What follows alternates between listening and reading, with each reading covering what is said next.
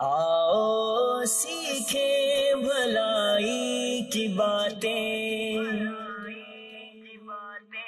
سب کو سکھائیں بھلائی کی باتیں۔ الحمدللہ رب العالمین، الصلاۃ والسلام علی سید الانبیاء والمرسلین، اما بعد فاعوذ باللہ من الشیطان الرجیم، بسم اللہ الرحمن الرحیم۔ الصلاۃ والسلام علیک یا رسول اللہ وعلی آلک واصحابک یا حبیب اللہ، الصلاۃ والسلام علیک یا نبی اللہ وعلی آلک واصحابک یا نور اللہ۔ نبی اکرم نور مجسم صلی اللہ تعالی علیہ وآلہ وسلم نے ارشاد فرمایا، جو شخص جمعہ کے دن مجھ پر 100 مرتبہ درود پاک پڑھے گا، وہ قیامت میں اس حال میں آئے گا کہ اس کے پاس ایک بہت عظیم نور ہوگا، اور اگر اس نور کو پوری مخلوق میں تقسیم کر دیا جائے تو وہ سب کو کفایت کر جائے گا۔ صلو علی الحبیب صلی اللہ تعالی علی محمد صلی اللہ علیہ وسلم، صلاۃ و سلام علیک یا سیدی یا رسول اللہ۔ یہ دور فاروقی تھا، اور مصر کے گورنر حضرت جناب عمر بن عاص رضی اللہ تعالی عنہ تھے۔ دریائے نیل کا پانی یہ کم ہو چکا تھا اور کم ہوتا ہی چلا جا رہا تھا۔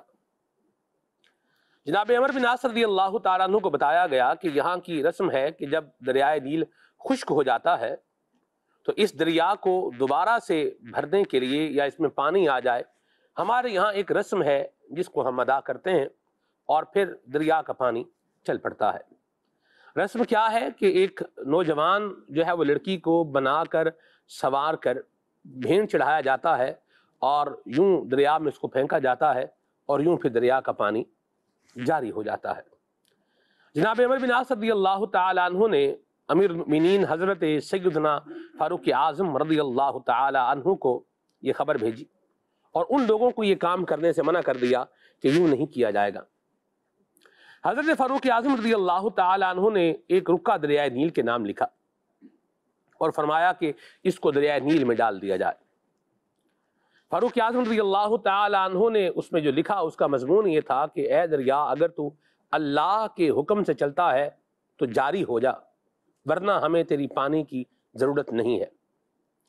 جناب فاروق اعظم رضی اللہ تعالی عنہ کا وہ رکا جناب عمر بن عاص رضی اللہ تعالی عنہ کے پاس آیا، اور حضرت عمر بن عاص رضی اللہ تعالی عنہ نے جیسے ہی وہ رکا جو ہے وہ دریا کے اندر ڈالا تو کہا جاتا ہے کہ 19 گز پانی جو ہے وہ دریا کے اندر یہ پہلی ہی رات کے اندر بڑھ گیا۔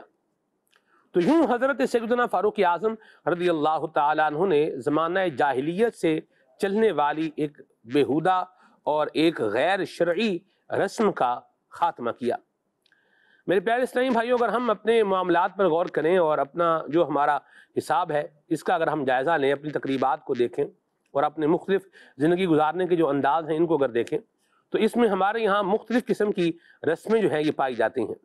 پازیٹیو بھی ہوتی ہیں، نیگیٹو بھی ہوتے ہیں، رواج ہوتے ہیں، لوگوں کے اپنے اپنے انداز ہوتے ہیں، اور ان کی کتنی رعایت ہونی چاہیے، یا یہ رسمیں، یہ رواج، یہ طور، یہ طریقے یہ ہماری زندگی کو مشکل بنا رہے ہیں، آسان بنا رہے ہیں، خیر لا رہے ہیں، یا فساد کا باعث بن رہے ہیں۔ آج ان عنوانات پر ہم دعوت اسلامی کی مرکزی مجلس شورا کے نگران حضرت مولانا حاجی محمد عمران اتاری سے بات کریں گے۔ بعض کا دیکھا جاتا ہے کہ رسموں کی وجہ سے آپس میں بدمزگیاں ہو جاتی ہیں، آپس میں مختلف طرح کے معاملات جو ہے یہ خراب ہو جاتے ہیں۔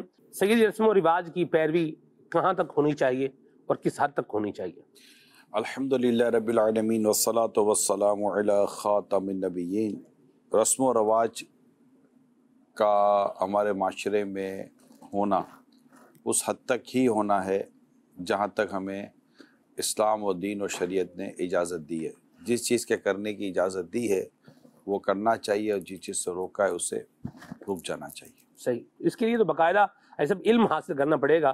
اور آپ کو کیا لگتا ہے کہ ہم اپنے جو ہے وہ معاشرے کے اندر، اپنی برادری کے اندر، اپنے خاندان میں پائی ہوئی ان رسموں کے بارے میں عوام جو ہے وہ علم حاصل کرتے ہیں یا رہنمائی لیتے ہیں کہ یہ ہمیں کرنی چاہیے یا نہیں کرنی چاہیے؟ دیکھا یہ گیا ہے کہ جو پیچھے سے باپ دادا سے چلتا آ رہا ہے اسی کو کنٹینیو کیا جاتا ہے۔ یہ بات آپ کی درست ہے، لیکن اگر آپ ہسٹری دیکھیں گے تو آپ کو بہت سارے علاقوں میں، خاندانوں میں، شہروں میں ان رسموں کا خاتمہ بھی ملے گا جو زمانہ قدیم سے چلی آ رہی تھی، مگر تعلیم نے، تربیت نے باقاعدہ وہاں سے ان تمام تر چیزوں کا خاتمہ کیا ہے۔ صحیح۔ ایسا نہیں کہ وہ آج بھی جاری ہیں۔ تعلیم کے بڑھنے سے، ایجوکیشن کے بڑھنے سے، تربیت کے بڑھنے سے، اور یا یوں سمجھے کہ بعض چیزیں جتنا نگیٹو امپیکٹ لاتی ہیں یا ہم اس کو کہیں کہ نگیٹیوٹی پھیلاتی ہیں، تو بعض اوقات وہاں سے پازیٹیوٹی کی بھی لہر چل رہی ہوتی ہے، اویئرنیس کی لہر بھی چل رہی ہوتی ہے۔ اگر دنیا بھر کے تمام معاملات اور رسم و رواج پہ بات کریں تو لوگوں کو جب ایجوکیشن ملتی ہے اور دینی اور دنیاوی دونوں تعلیموں سے وہ آراستہ ہوتے ہیں تو وہ ان رسموں کا جائزہ بھی لیتے ہیں کہ جو ان کے یہاں رائج ہوتی ہیں، جن میں لوگوں کو تکلیف ہوتی ہے، اسپیشلی عام آدمی بھی اس بات کو سمجھتا ہے جس میں لوگوں کو تکلیف ہے۔ ایک عام آدمی، بالکل لے مین کی بات کر رہا ہوں، کہ جو مطلب کہ جو بدقسمتی کے ساتھ مذہبی معاملے کو بھی اتنی زیادہ اہمیت نہیں دیتا، اور اس کو اگر روکا جائے تو شاید وہ یہ بھی کہہ دے کہ یار اب مولانا خوشی منانے دو یار، لیکن اس کو بھی اگر آپ پوچھیں گے تو یہ جو کہ یا تکلیف نہیں ہونی چاہیے۔ تو کچھ چیزیں جو کہ تکالیف پر مبنی ہیں اس کو دیکھا جائے، اور شریعت تو اوور آل چیزوں کا جائزہ لیتی ہے، لہذا اگر اس کا ون شاٹ ایک ہی جواب ہوتا ہے کہ جو شریعت مطہرہ جس چیز سے منع کر دے اس چیز سے ہم کو رک جانا چاہیے۔ مگر میں نہیں سمجھتا کہ اس میں کوئی زیادہ راکٹ سائنس ہے۔ آج اگر ہم یہ پروگرام کر رہے ہیں تو اس پروگرام کے توسط سے یہ بات سمجھنا اتنا مشکل نہیں ہونا چاہیے کہ ہم سب مل کر اس بات پر غور کریں، چاہے وہ رسم ہمارے خوشی کے موقع پر ہو یا غم کے بعد اوقات موت میت پر بھی عجیب و غریب رسمیں ہوتی ہیں، اور شادی بیاہ پر عجیب و غریب رسمیں ہوتی ہیں۔ اچھا، گاؤں دیہاتوں، گوٹھ میں اور شہروں میں اور برادریوں میں بھی عجیب و غریب قسم کی رسمیں ہوتی ہیں، نہ ان کا تعلق بہت زیادہ خوشی سے ہوتا ہے نہ بہت زیادہ غم سے ہوتا ہے، لیکن ایک چیزیں رائج ہوتی ہیں اور وہ چل رہی ہوتی ہیں۔ تو ان تمام تر چیزوں میں ایک سوال اگر ہم اپنے ذہنوں میں لے لیں، ایک بینگ اے مسلم، یا شریعت پہ اس کی کیا حیثیت ہے، بس شریعت اس معاملے میں کیا کہتی ہے۔ تو اب جیسے سید عمر فاروق اعظم رضی اللہ تعالیٰ عنہ کا یہ جو واقعہ بیان ہوا، تو یہاں پر ایک بات بالکل سمجھ میں آنے والی تھی نا کہ بھئی یہ کیسے ہو سکتا ہے۔ تو آپ رضی اللہ تعالیٰ عنہ کی اس کو کرامت بھی کہہ سکتے ہیں، اور ہمارے لیے تعلیم و تربیت کا سامان بھی ہو گیا۔ سبحان اللہ۔ تو اس طرح کا اگر کوئی گھر کے بڑے بزرگ، اصل میں اس میں بڑے بزرگوں کا بھی بڑا کردار ہے۔ اگر یہ ہمارے دیکھنے سننے میں جو اس وقت ہمارے ناظرین میں اگر ہمارے وہ بڑے بزرگ ہیں، بڑے بزرگ ہیڈ آف دا فیملی ہوتا ہے، کہ اگر وہ اس بات کو ریئلائز کر لیں تو وہ الحمدللہ بہت ساری چیزوں سے خود کو بھی اور اپنے خاندان اور اپنی فیملی کو بچا کر اپنے لیے آخرت کا زبردست ذخیرہ کر سکتے ہیں۔ سبحان اللہ۔ کیونکہ غور طلب بات یہ ہے کہ ایک رسم جو کہ جاری تھی اس کو آپ کی طرف سے جاری کیا گیا اور وہ خلاف شرع تھی، تو مرنے کے بعد جو اس رسموں کو لے کر چل رہے ہوں گے تو ذرا سوچئے کہ اس مرنے کے بعد اس کا کیا حال ہوگا۔ اور اگر اس نے وہ رسم رواج ختم کر دی اور ایک اچھی ریت کا اس نے اجرا کیا، آغاز کیا جو شرعاً پسندیدہ، محمود اور اللہ کی رضا کے مطابق بلکہ ثواب کمانے والی ہے، تو آپ سوچئے کہ مرنے کے بعد اس کو کس قدر فوائد حاصل ہو سکتے ہیں۔ تو اللہ کرم کرے اور ہم سب کو شریعت مطہرہ اور شریعت اسلام اور قرآن و حدیث کی ان بنیادی تعلیمات کو بھی سمجھنے کی اللہ توفیق عطا کرے۔ آمین۔ ایسا یہ پرابلم یہیں پر ہے، لوگ سمجھنے کے لیے تیار نہیں۔ میں آپ کو ایک واقعہ سناتا ہوں۔ میں مسجد میں امام بھی رہا ہوں، تو میرے پاس جو ہے وہ جیسے امام مسجد کے پاس نکاح کے لیے بھی لوگ جو ہے وہ آتے ہیں، جنازے کے لیے بھی آتے ہیں، اس طرح وہ ہوتا ہے۔ تو یوں نکاح کے لیے آئے تو وہ ایک فارم ہوتا ہے، تو فارم میں لکھا حق مہر کتنا ہے، 5000 روپے۔ تو میں نے انہیں عرض کی، میں نے کہا جی دیکھیے حق مہر کی کم سے کم جو رقم ہے وہ ہے 2 تولے 7.5 ماشے چاندی، یا اس کی قیمت کم سے کم یہ ہے، زیادہ جو آپس میں طے ہو جائے اس میں وہ کوئی کلام نہیں ہے۔ تو یوں تو میں نے انہیں کہا کہ آپ اس کو اگر شریعت کی نظر سے دیکھیں تو یہ جو آپ 5000 روپے کہہ رہے ہیں اس کو رکھیں، تو یہ 5000 روپے تو بنتا ہی نہیں ہے نا۔ ابھی وہ 7000 سم تھنگ اس وقت جو قیمت ہم نے کیلکولیٹ کر کے ان کو بتائی یہ بنتی ہے۔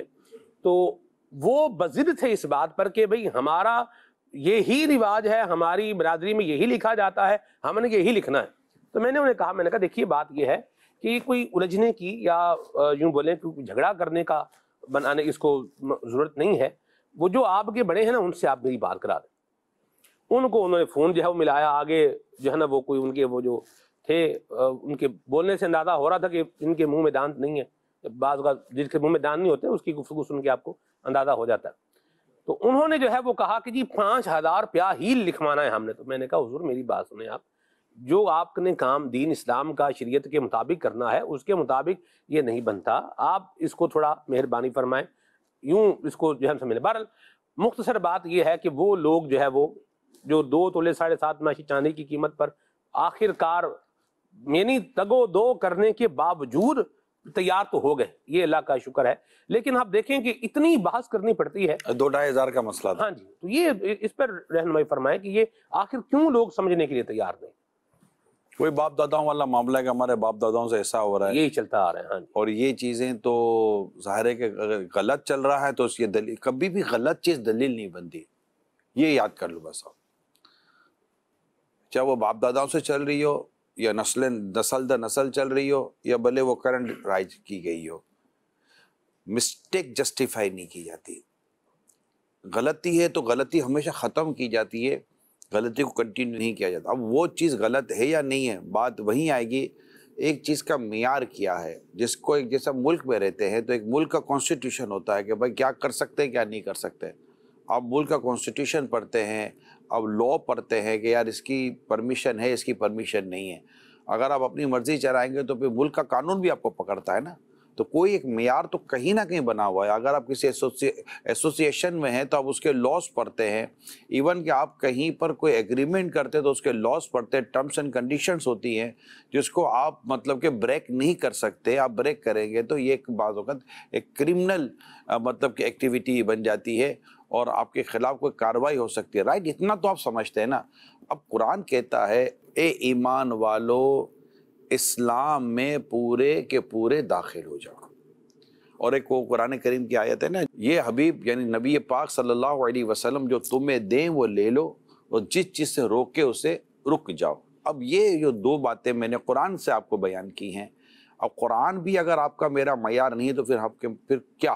ایک مسلمان کا بیسک معیار قرآن ہے، اور پھر نبی اچھا اب یہ جیسے انہوں نے قرآن کریم کی جو آیت کریمہ بیان کی کہ نبی پاک صلی اللہ علیہ وسلم جو تمہیں دے وہ لے لو، جس چیز سے روکے اس سے رک جاؤ۔ اب اس کو سمجھنے کے لیے کہ نبی پاک صلی اللہ علیہ وسلم نے ہمیں کیا کرنے کا حکم دیا اور کس چیز سے منع کیا، ہمیں کس طرف رجوع کرنا پڑے گا؟ حدیث کی طرف۔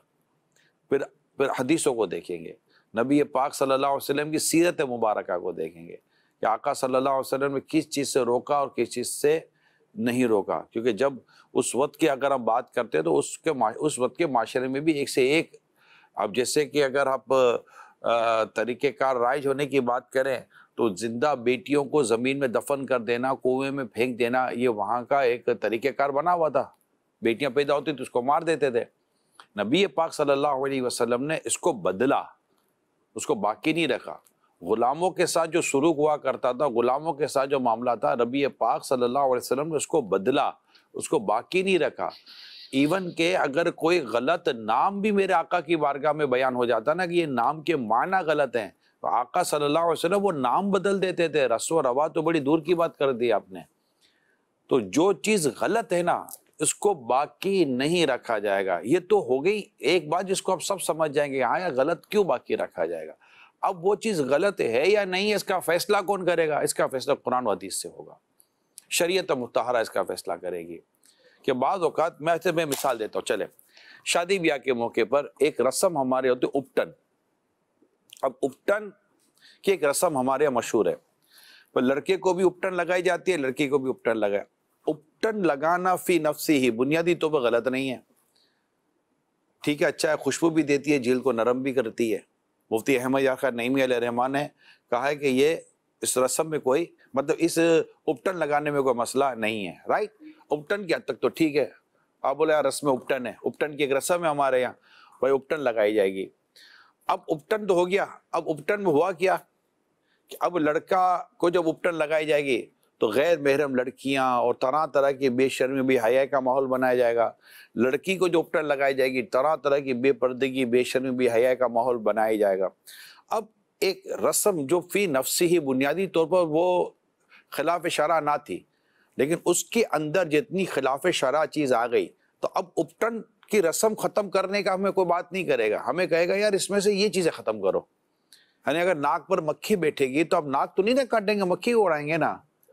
تو اس طرح آپ دیگر رسم و رواج کی طرف اگر آپ جائیں گے تو بعض اوقات اس رسم میں، اس رواج میں بنیادی طور پر یا اس کی جس کو ہم ایک شرعی طور پر ایک اچھی اصطلاح بنتی ہے فی نفسی ہی، یعنی وہ اپنی بنیادوں کے ساتھ اس چیز میں ممانعت غلط نہیں ہوتی، مگر اس کو منع کر دیا جاتا ہے اس وجہ سے کہ اس میں اب یہ ہو چکا غلط، یا بعض اوقات سد ذرائع کی وجہ سے اس کو روکا جاتا ہے کہ اگر یہ ہو گیا تو آگے گناہوں میں مبتلا ہونے، خلاف شرع ہونے کا پورے کے پورا کبھی امکان نظر آتا ہے، جس سے مطلب کہ ایک اہل علم اس کو جانچتے ہیں.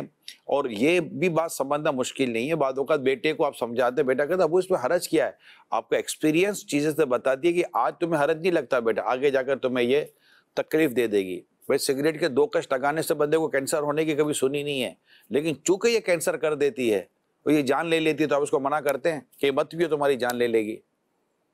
کیونکہ یہ تجربے سے ثابت ہے، اور بالکل ثابت ہے کہ سگریٹ سے بندے کی جان چلی جاتی ہے، اس کو بہت زبردست بیماریاں لگ جاتی ہیں. لیکن آپ اس کو روکتے ہیں نا، ایک مستقبل کے اندیشے کی وجہ سے روک رہے ہوتے ہیں. آپ 10 چیزوں سے روکے آپ کو اندیشے کی وجہ سے، لیکن ایک مفتی، ایک عالم جو قرآن و حدیث کو جانتا سمجھتا ہے، اس کے پیش نظر صدیوں سے آئی ہوئی چیزیں اور اس کے سارے معاملات اور ہونے نہ ہونے کی ساری چیزیں ہیں. جب وہ ہمیں منع کریں تو ہمیں ان کی بات اسی طرح مان لینی چاہیے جیسے ڈاکٹر کی بات مان لیتے ہیں. ڈاکٹر جب ہمیں کوئی ٹیبلٹ دیتا ہے تو ڈاکٹر سے ٹیبلٹ کا پوسٹ مارٹم ہم نہیں کرتے کہ ڈاکٹر سے یہ ٹیبلٹ دی، اس پہ کیمیکل کون کون سا ہے، یہ یوں کیسے کرے گی، اتنی سی ٹیبلٹ سے کیا فرق پڑے گا، اب وہ ٹیبلٹ کیوں نہیں دے دیتے. وہ جو اللہ کا بندہ لکھ کر دیتا ہے، میڈیکل اسٹور پہ جاتے ہیں، ٹیبلٹ لیتے ہیں، جیسا بولتا ہے ویسے اتار لیتے ہیں. ہمیں اس کا بیک گراؤنڈ پتہ ہی کوئی نہیں ہوتا کہ اس ٹیبلٹ کا بیک گراؤنڈ کیا ہے اور اس ٹیبلٹ کو کیوں لکھا، دوسری ٹیبلٹ کیوں نہ لکھی. جتنا ڈاکٹر پر بھروسہ آپ کرتے ہیں، جس طرح اپنے وکیل پر آپ بھروسہ کرتے ہیں، اس سے زیادہ بڑھ کر ہمیں ایک عالم دین مفتی اسلام کے اوپر بھروسہ کرنا چاہیے جو ہمیں خلاف شرع بات کیوں کرے گا، بلکہ ہمیں تو وہ شریعت کے خلاف جانے سے روکتا ہے.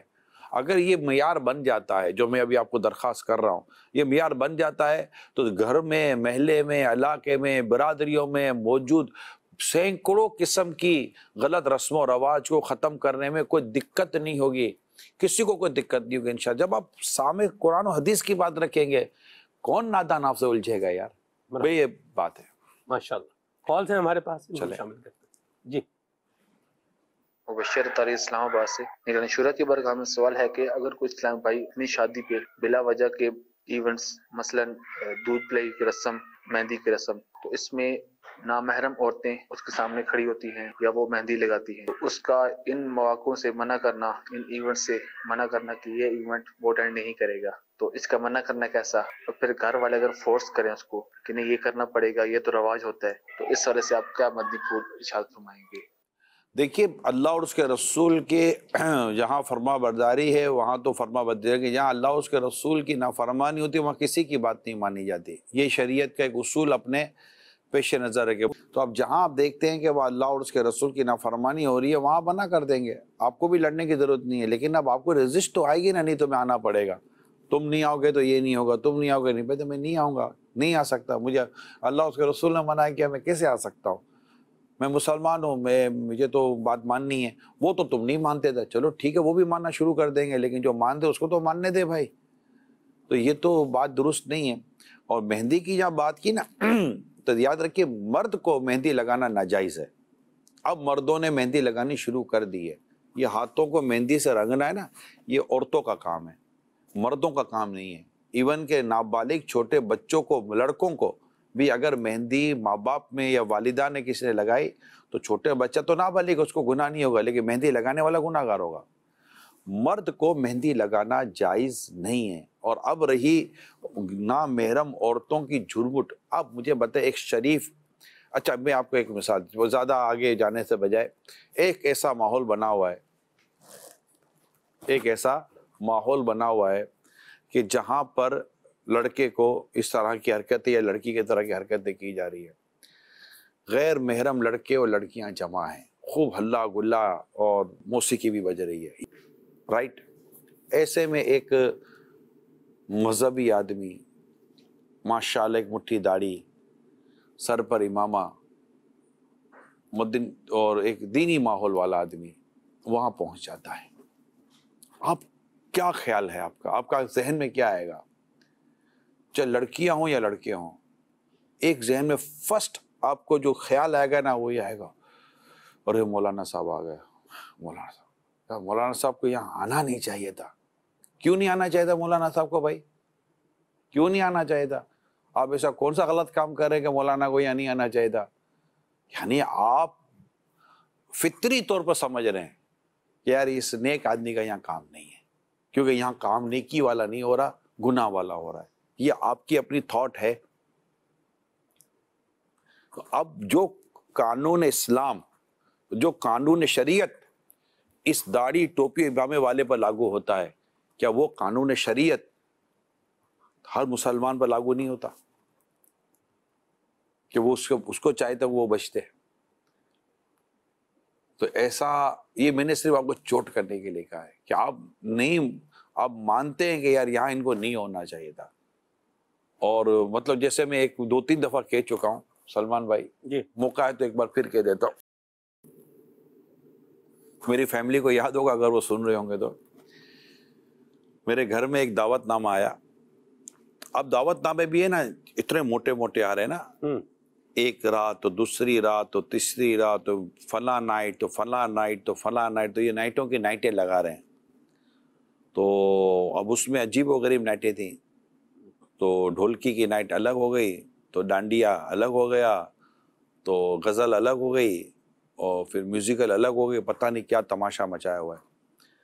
اچھا وہ کارڈ میرے قریبی جاننے والے کا آیا میرے گھر پر، شادی تھی، تو مجھے بتایا کہ یہ فلاں کا کارڈ آیا ہے. تو میں، تھوڑی پرانی بات ہے، میں بیٹھا کارڈ کھولا، اوہ میوزیکل نائٹ، اوہ اب یہ سارے کارڈ کھلنے شروع ہو گئے میرے سامنے. تو اس وقت مجھے زیادہ انکشاف ہوا کہ بھائی یہ سب کچھ بھی ہو رہا ہے. بہت قریب سے جانتا تھا میں ان کو، ہاں بہت قریب سے جانتا تھا، نمبر ہے میرا ان کے پاس یا ان کا میرے پاس. تو میں یقین مانے اسی وقت میں نے ان کو کال کی، اسی وقت ان کو میں نے امیڈیٹ کال کی، عمران بات کر رہا ہوں. جی وہ جو ایک ماشاءاللہ اچھا انداز تھا، آپ کی وہ دعوت نامہ ملا، ہاں آپ آنا ضرور، آپ کو یوں جو سے دعوت دینے کا ہوتا ہے. میں کہا یار اس دعوت نامے میں یہ کیا ڈال دیا آپ نے، یہ نائٹ اب مہمان تھا نا آئیں گے چی ہوئی، یعنی آپ کو بھی آ گیا. میں نے کہا مجھے آ گیا یہ، اب میں فری بھی تھوڑا بے تکلفی بھی تھی. میں کہا آپ کر کیا رہے ہو یہ، اور یار میں نے منع کیا تھا یار تم کو یہ کارڈ نہیں بھیجنا تھا، یعنی کہ عمران آپ کو یہ کارڈ نہیں آنا تھا. میں کہا آ گئے کر کیا رہے ہو آپ یار. اب وہ مطلب کہ اب سوائے اس کا سننے کا اور کوئی اس کے بعد راستہ تھا ہی کوئی نہیں. اور میں نے جو اس کو ایک اپنے انداز سے نیکی کی دعوت دینی تھی، وہ ایک نیکی کی دعوت دینے کی میں نے اپنے طور پہ جو کوشش کرنی تھی وہ کوشش کی. جانے کا تو تصور ہی نہیں تھا، نہ میرا نہ میرے خاندان کا، نہ میری فیملی کا تو جانے کا تصور ہی نہیں تھا.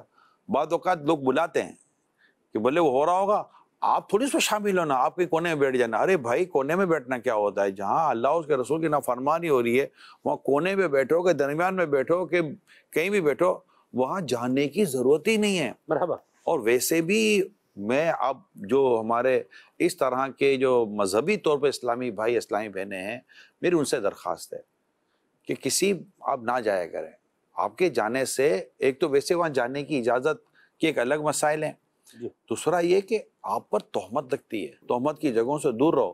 آپ ایسی جگہ جاتے کیوں ہیں جس پر آپ کو انگلی اٹھے گی، یار اس کو یعنی یہاں بے پردگی. اچھا خالی شادی بیاہ نہیں ہے، ایسے کئی اوکیجن ہوتے ہیں، کئی ایونٹ ہوتے ہیں، کئی فنکشن ہوتے ہیں جہاں پر آپ کا جانا ایک مذہبی گیٹ اپ، ایک اسلامی حلیے والا، دین کی بات کرنے والا، قرآن و حدیث جس کو ہمارے یہاں اس میں مولانا کہتے ہیں، مولوی کہتے ہیں، عالم صاحب کہتے ہیں، مفتی صاحب کہتے ہیں، ایک مبلغ ہوتے ہیں، ایک مذہبی اسکالرس ہوتے ہیں، اسلامک اسکالرس ٹائپ کے ہوتے ہیں.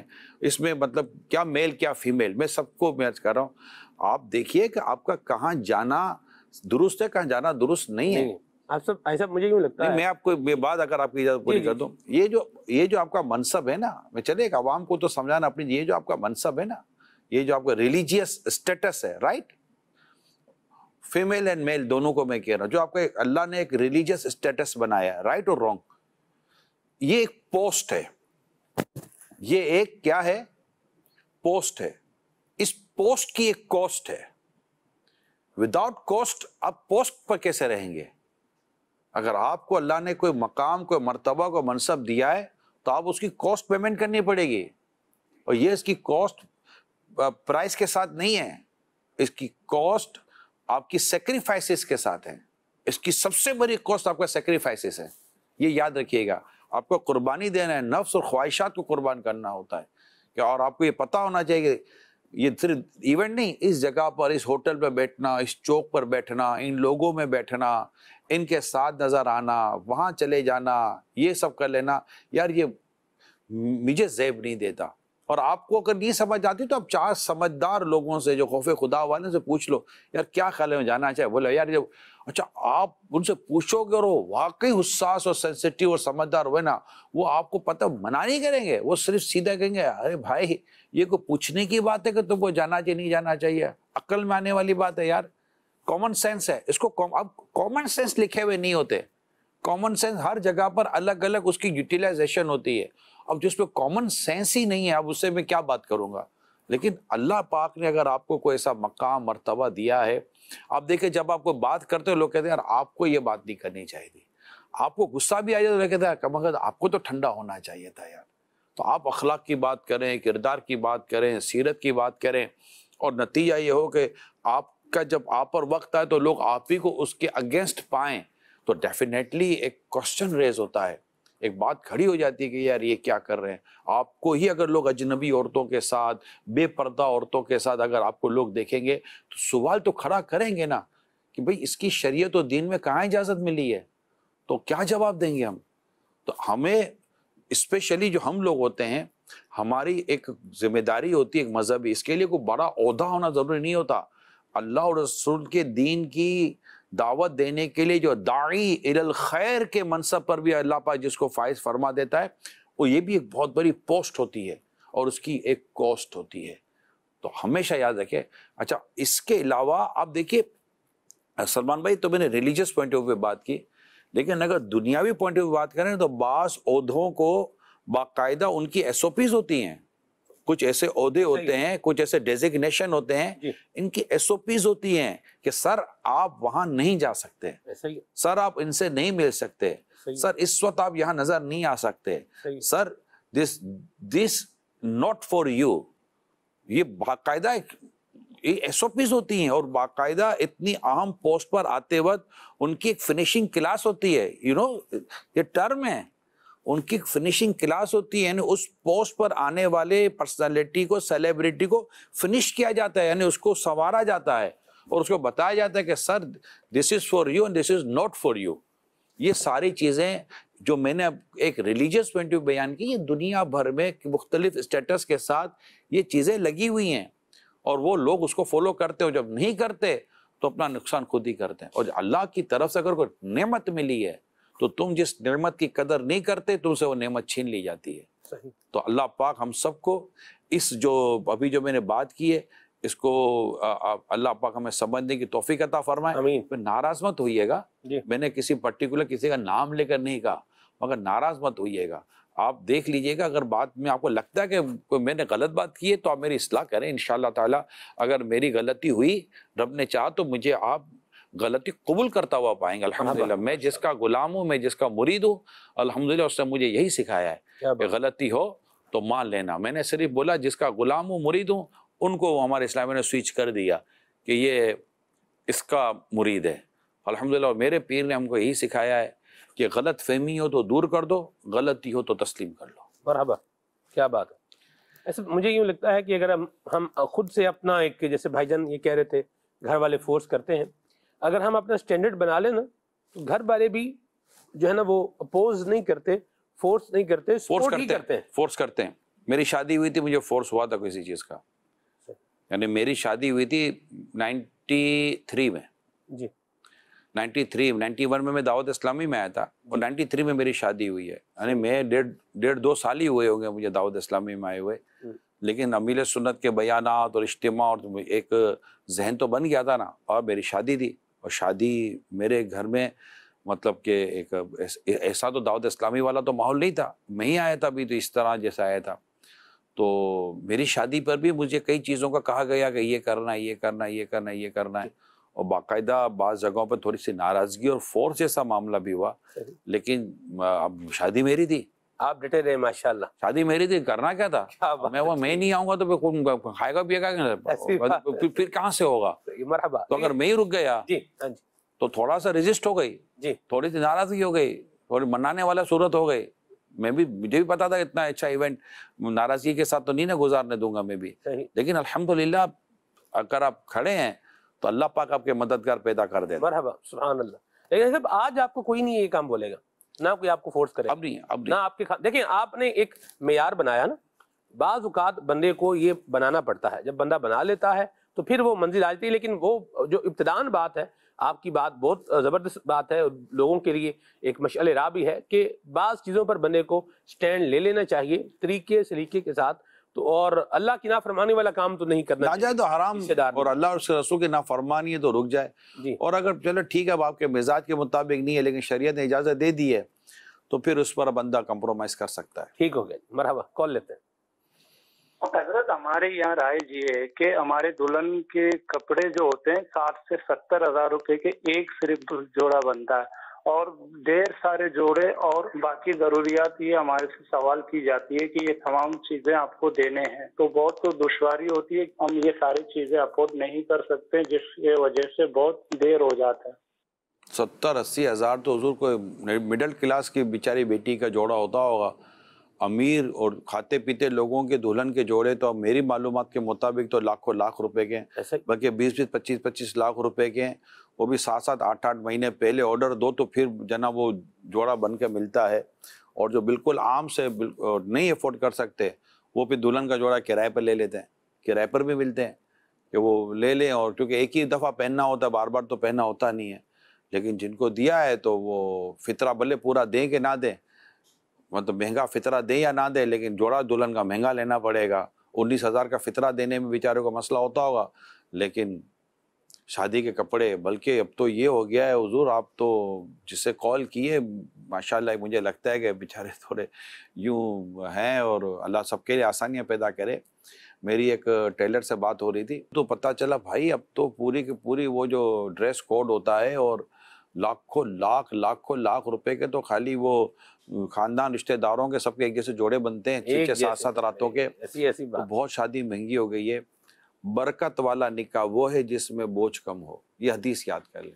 اور اس کی شرح یہ ہے کہ طرفین مقروض نہ ہو، یعنی ان دونوں پر بوجھ نہ پڑے. تو اب رہی بات کہ اتنا دیا تو دیکھیں ڈیمانڈ کی تو اجازت کہیں بھی نہیں ہے، ڈیمانڈ کی اجازت نہیں ہے.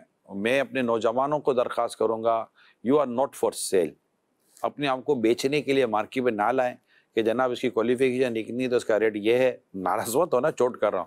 اس کی پوسٹ اتنی تو اس کی کوسٹ اس کی پرائز یہ ہے، اور جناب یہ کماتا ہے اتنا تو اس کی پرائز یہ ہے، اور یہ تو باہر رہتا ہے تو اس کی پرائز یہ. آپ کی پرائز لگ رہی ہوتی ہے، پتہ نہیں، آپ اتنے بولے نہ بنے کہ آپ کو پتہ ہی نہیں ہوتا. نہ دودھ کو دودھو بولتے ہو، نہ پانی کو مم بولتے ہو، آپ کو سب پتہ ہوتا ہے کہ میرا ریٹ لگ کیا رہا ہے. ہاں یہ مطلب آپ کا ریٹ لگنا نہیں چاہیے. آپ خوددار بنے، آپ کہیں بھائی مطلب کہ نہ نفقہ میرے ذمہ ہے، مہر میرے ذمہ ہے، یہ ولیمہ میرے ذمہ ہے. لڑکی والوں سے مسئلہ کیا ہے؟ کیوں لڑکی والوں سے کوئی ڈیمانڈ کرنی ہے؟ نہیں میں خود کروں گا. آپ بولو میری حیثیت نہیں ہے تو آپ ویٹ کریں.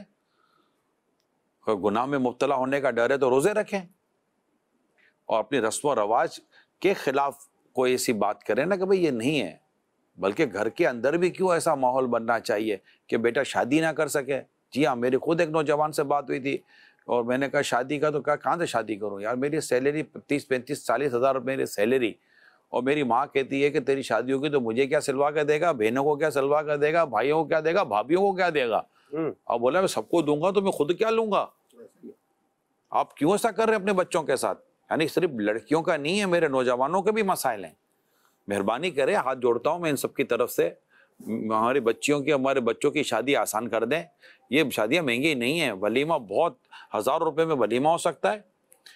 مطلب کچھ ہے ہی نہیں. شادی ایک مہنگی کیسے ہو سکتی ہے؟ اسلام کا اتنا خوبصورت ایک انداز ہے, میرے آقا کی اتنی پیاری سنت ہے, گناہوں سے بچانے کا بہترین ذریعہ ہے.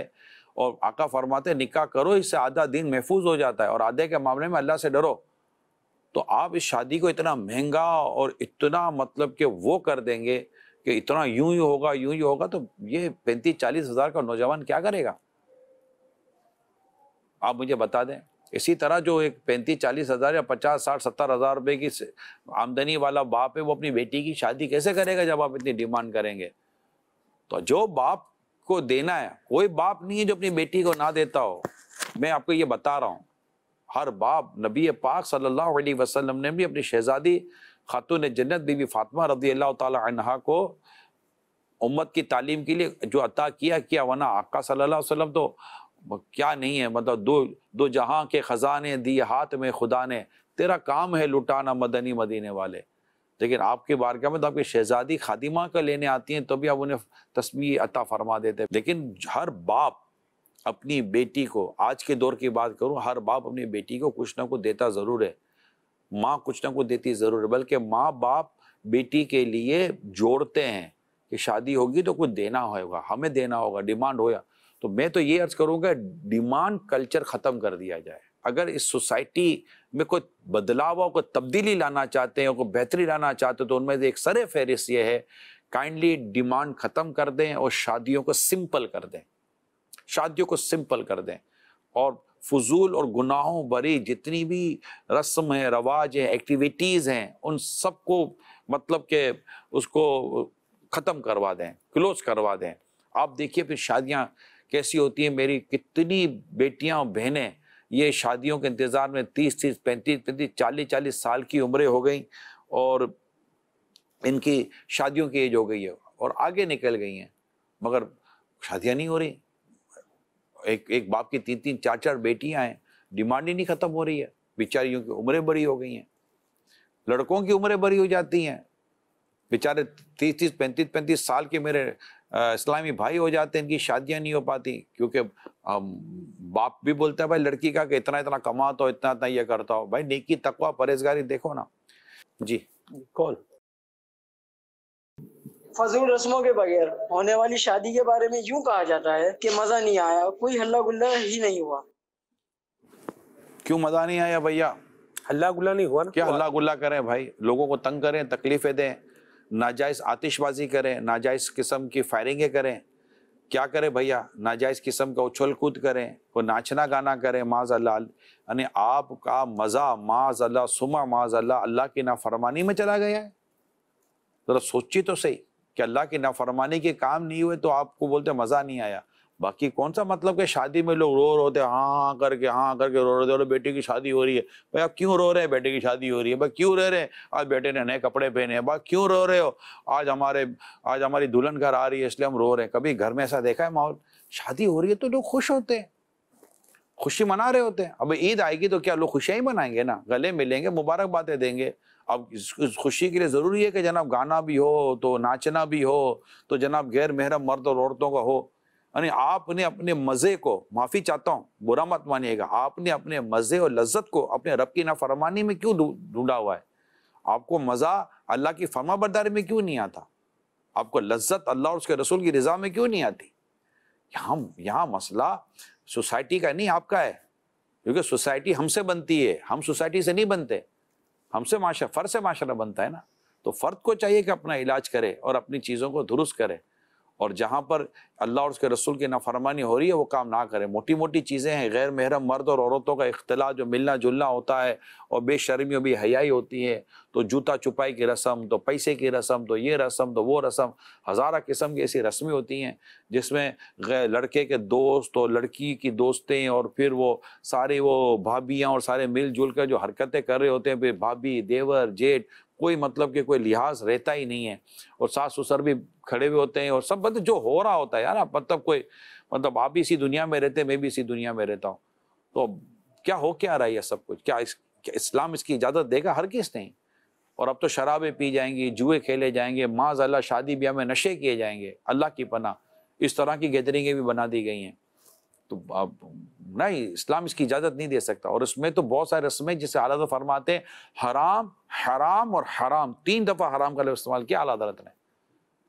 تو اس کی اجازتیں نہیں ہیں. تو مزے، لذت اللہ تعالیٰ کی رضا میں تلاش کریں. مرحبا. جی کال لیتے. تو میرا نگران شروع سے سوال یہ ہے کہ پھر شادی کس طریقے سے کی جائے، کیا ماحول ہو اور کس طریقے سے دعوت دی جائے، برائے مہربانی اس کے بارے میں رہنمائی فرمائیے. بس سنت کے مطابق شادی کی جائے اور رسم و رواج کو شریعت کے دائرے میں لیا جائے. کھلانا پلانا یہ شادی بیاہ میں ہوتا ہے، عمدہ کپڑے پہننا شادی بیاہ میں ہوتا ہے، دعوت کرنا شادی بیاہ میں ہوتا ہے. فیملی آتی ہے، خاندان والے آتے ہیں، عورتوں کے لیے الگ پوشن ہوتا ہے، مردوں کے لیے الگ پوشن ہوتا ہے. اجنبی مرد اور عورتیں آپس میں یوں مل ملاپ نہیں کرتے، ایک شرم و حیا کا ماحول ہوتا ہے. یہ ساری چیزیں ہوتی ہیں. گانا نہیں ہوتا، باجا نہیں ہوتا، ناچنا نہیں ہوتا، یہ ساری چیزیں نہیں ہوتی. ان تمام تر چیزوں کو دیکھیں، مطلب یہ کوئی دودھ کا دودھ پانی کا پانی ہے یار. یہ تو کوئی میں کہتا ہے کالا الگ کر دو سفید الگ کر دو، یعنی میں آپ کو کالا سفید ایک ساتھ ملا کر دے دوں، یعنی ایک چھوٹے چھوٹے سے بال بناتا ہوں، ایک کالا ایک سفید، ایک کالا ایک سفید، ایک کالا ایک سفید، رائٹ. اور میں آپ کو کہتا ہوں کالا الگ کر دو سفید الگ کر دو. آپ کو دقت ہوگی؟ نہیں ہوگی. آپ کو دقت نہیں ہوگی. آپ کالے کو سمجھتے ہیں، سفید کو بھی سمجھتے ہیں. کیا ہم گناہ اور ثواب سمجھتے نہیں ہیں؟ غلط تو صحیح سمجھتے نہیں ہیں. غلط الگ کر دیں، صحیح کو الگ کر دیں. جو صحیح ہے وہ شادی میں لیں، جو غلط ہے اس کو الگ کر دیں. زندگی سے الگ کر دیں یار. نہیں ہونا چاہیے. شادی خانہ آبادی کرنے کے لیے اللہ کی فرما برداری بہت ضروری. جی کون؟ ہم تو فضول رسمیں چھوڑنا چاہتے ہیں لیکن برادری کا پریشر ہے، سمجھ نہیں آتا کیا کریں. برادری میں نیکی کی دعوت دیں، برادری کو دعوت اسلامی کے اجتماع میں لائیں، انہیں قافلوں میں سفر کرائیں، ان میں درس و بیان شروع کریں. اللہ پاک نے تو فرق پڑے گا. ایجوکیشن سے فرق پڑتا ہے، یہ یاد رکھیے گا. ایک گاؤں میں سلمان بھائی، جی ایک گاؤں میں بڑی عجیب و غریب قسم کی رسم رائج تھی، اور لوگوں کے مطلب کہ گٹی میں وہ رسمیں ملی ہوئی تھی، خاندانوں میں ملی ہوئی تھی، سوال ہی نہیں پیدا ہوتا. اچھا ایک آرٹیکل ہے جو میں آپ کے ساتھ شیئر کر رہا ہوں. اب جناب اس جگہ میں ان لوگوں کو لالچ دی گئی، ان لوگوں کو سزائیں دی گئیں، ان لوگوں کو پنش کیا گیا، طرح طرح کے داؤ پیج استعمال کیے گئے، لیکن اس گاؤں اس علاقے سے وہ رواج وہ رسم نہ نکل سکی. رائٹ. ایک شخص آ کر کہتا ہے کہ مجھے موقع دیں، میں یہاں سے رسم و رواج ختم کروں گا. بولا آپ دیکھیں ہم نے کیا نہیں کیا. یہ بھائی نہ سدھرے نہ سدھریں گے، جیسا انہوں نے قسم کھائی ہے. کہا مجھے موقع تو دیں، مجھے کچھ سال دیں، میں اس گاؤں میں جاتا ہوں مگر مجھے فری ہینڈ دیں، کوئی کچھ سالوں تک مجھے نہ چھیڑا جائے، میں ان کی نسلیں چینج کر دوں گا. واہ. چلیں کر کے دیکھیں. وہ گیا اور وہاں اس نے ایک تعلیمی ادارہ بنایا، اور تعلیمی ادارہ بنایا، ایک نارمل تعلیمی ادارہ بنایا، کوئی آواز نہیں لگائے. لوگوں نے اپنے بچے پڑھانے شروع کر دیے. اب وہ آہستہ آہستہ آہستہ آہستہ بچوں کو تعلیم بھی دیتا رہا، تربیت کرتا رہا، تعلیم دیتا رہا، تربیت کرتا رہا. رواج چل رہا تھا، رواج کے خلاف اس نے کوئی بات نہیں کی، ریت رواج کے خلاف اس نے کوئی بات نہیں کی. اس نے اب کرنٹ اور کمنگ جنریشن پر کام کیا. جب کرنٹ اور کمنگ جنریشن آہستہ آہستہ آہستہ میچور ہوئی، ان کو یہ بات سمجھ میں آ گئی کہ یہ چیز غلط ہے، تو انہوں نے اپنے گھر میں اپنے باپ داداؤں کو خود ہی سمجھانا شروع کر دیا. اور کچھ ہی عرصے کے اندر اندر اس علاقے سے وہ تمام تر غلط قسم کی جو طریقہ کار تھا سب ختم ہو گیا. Education and training. ہمارے یہاں تعلیم ہے تو تربیت نہیں ہے، مگر وہاں پر تعلیم کے ساتھ ساتھ تربیت ہوئی. اور جہاں تعلیم اور تربیت دونوں ساتھ ہوں اور دینے والا مخلص ہو، الحمدللہ تبدیلی آ جاتی ہے. مرحبا. جی کون؟ ہاں جی، عمران صاحب سے مجھے یہ معلوم کرنا ہے کہ جب سے میں نے جامعۃ المدینہ میں داخلہ لیا ہے 7 سال کمپلیٹ ہو گئے ہیں، کسی شادی پہ نہیں گیا، رشتہ داروں کی بھی شادی پہ نہیں جاتا کیونکہ ان پہ ایسی الٹی سیدھی رسم و رواج ہوتی ہیں گناہوں بری. تو یہ میں صحیح کرتا ہوں یا پھر جانا چاہیے رشتہ داروں کے پاس؟ دیکھیں ہر دعوت ہی غیر شرعی ہو یہ ضروری نہیں ہوتا. جیسے مثال کے طور پر خوشی کا موقع ہے اور ماموں کے گھر شادی ہے یا چچا کے گھر شادی ہے، بھائی کے گھر شادی ہے وغیرہ وغیرہ، یا کسی اور رشتہ دار کے یہاں شادی ہے، کوئی ایسی خوشی کا موقع ہے، تو آپ بولو میں جاتا ہی نہیں ہوں، تو بعض اوقات اس سے جو نا تعلق ٹوٹنے کی صورتیں پیدا ہو جاتی ہیں. آپ اس کسی جگہ نہ جائیں جہاں اللہ اس کے رسول کی نافرمانی ہے. بہت زیادہ یہ کہ آپ گھر چلے جائیں, اچھا ماشاءاللہ شادی ہے بیٹی کی, چلے میں حاضر ہوتا ہوں. آپ کوئی تحفہ لے کر, کوئی بھی ایسی چیز لے کر گھر چلے جائیں, جا کر مبارکباد دے دیں, ماشاءاللہ سبحان اللہ بہت بہت مبارک. دیکھیے اب پھر وہاں نیکی کی دعوت بھی دیں کہ اب چونکہ یہ سب آپ کرنے جا رہے ہو, اللہ کرے اور رک جائیں. اگر وزن ہے تو بات کریں, قد ہے تو بات کریں, اور بات بن جاتی ہے. اس پہ کوئی لڑتا ورتا نہیں ہے. مسکرا دیں گے, بہت زیادہ نہیں کرنا ہوگا تو وہ آگے پیچھے کر دیں گے آپ کو, لیکن اب پیغام دے دیں کہ چونکہ یہ ہے تو میں تو وہاں نہیں آؤں گا, اور نہیں ہونا چاہیے, یہ چیزیں بھی نہیں ہونی چاہیے. تاہم یہ کہ آپ کے یہاں خوشی کا موقع ہے, اللہ پاک خوش رکھے, شاد و آباد رکھے, یہ میری طرف سے چھوٹا سا تحفہ قبول فرما لے, وغیرہ وغیرہ جو بھی اس ٹائم کے موقع کے مناسبت سے درست الفاظ ہوں بول کر نکل آئیں. آپ کا رشتہ داروں کے ساتھ تعلق قائم رہے گا, اور آپ انہیں کسی بھی وقت کوئی بھی نیکی کی دعوت دینے کی پوزیشن میں رہیں گے. خود کو خاندان اور رشتہ داروں سے ایسا ڈسکنیکٹ نہیں کرنا چاہیے کہ پھر ہم ان کو نیکی کی دعوت بھی نہ دے سکیں, اور ہم ان کے ساتھ صلہ رحمی اور اس نے سلوک سے بھی محروم رہ جائیں. تو یہ ایک میری ناقص شکل کے مطابق ایک میں نے آپ کو وے آؤٹ بتایا ہے. ماشاءاللہ. تاہم گناہوں بھرے پروگرام یا گناہوں بھرے سلسلوں میں نہ شامل ہونا چاہیے, نہ ان کو اپریشیٹ کرنا چاہیے. صحیح ہو گیا. ایسا آؤٹ آف کنٹیکسٹ ایک جو ہے وہ بات ہے, یہ آپ کی ہیڈنگ لگی ہوئی ہے. جی وہ اب مجبوری ہے میری, اور مجھے کرنا بھی چاہیے. بہرحال میں ناظرین کو بتاؤں جو مجھے معلوم ہے, میں عرض کرتا ہوں. نگران شورا کو میں نے جو ہے وہ 2-3 شادیوں پر جو ہے وہ دیکھا ہے خوشی کے مواقع پر کہ آپ تحفے میں پین قرآن جو ہے وہ پیش کرتے ہیں. تو فیضان قرآن ڈیجیٹل پین جو ہے یہ مکتبۃ المدینہ نے ماشاءاللہ ایک بڑی پیاری ہمیں جو ہے وہ ایک چیز عطا فرمائی ہے, جس میں بچوں کے لیے, تو خواتین کے لیے, تو بوڑھوں کے لیے, تو حاجیوں کے لیے, تو قرآن سننے کا ذوق رکھنے والوں کے لیے, تو نعتیں سننے والوں کے لیے, علم دین سیکھنے والوں کے لیے, مطلب سب کے لیے بہت زبردست جو ہے وہ ایک خزانہ ہے اس کے اندر. بچوں کے لیے اس میں پوئمز ہیں زبردست, اس میں کلام ہے, نعتیں ہیں, نماز کا جو ہے وہ طریقہ ہے, احکام ہیں, وضو کے مسائل وہ آپ کو اس کے ذریعے سے سیکھ سکتے ہیں. مدنی قاعدہ پڑھنا چاہیں تو وہ پڑھ سکتے ہیں, تجوید سیکھنا چاہیں تو وہ سیکھ سکتے ہیں. یعنی بڑا ایک ملٹی ڈائمینشنل قسم کا یہ پروڈکٹ ہے مکتبۃ المدینہ کا فیضان قرآن ڈیجیٹل پین.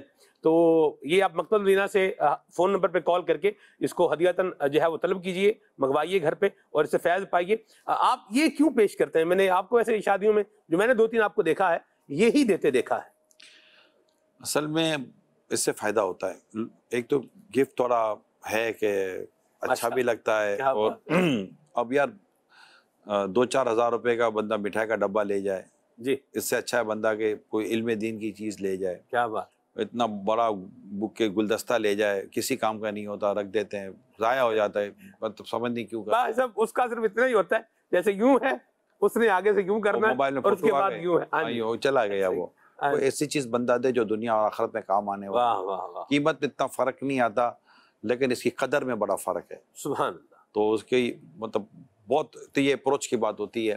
کوشش کرتا ہوں کہ کوئی کتاب دے دوں, اسی طرح کی ایسی کوئی چیز دے دوں کہ جو انہیں مطلب ان کو بھی کام آئے, اور میرے لیے بھی ثواب جاریہ بھی اگر ہو سکے تو بن جائے, اور مجھے کوئی نیکی بھی تو ملے نا.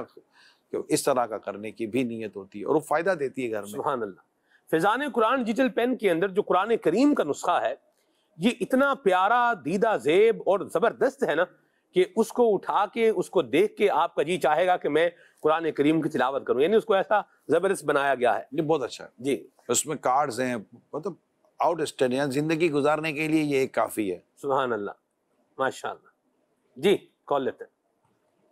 شادی میں لڑکی والے ہوتے ہیں نا, وہ تو مجبور ہوتے ہیں, لڑکے والے مجبور کرتے ہیں ہم یہ کریں گے وہ کریں گے, پھر کیا کریں؟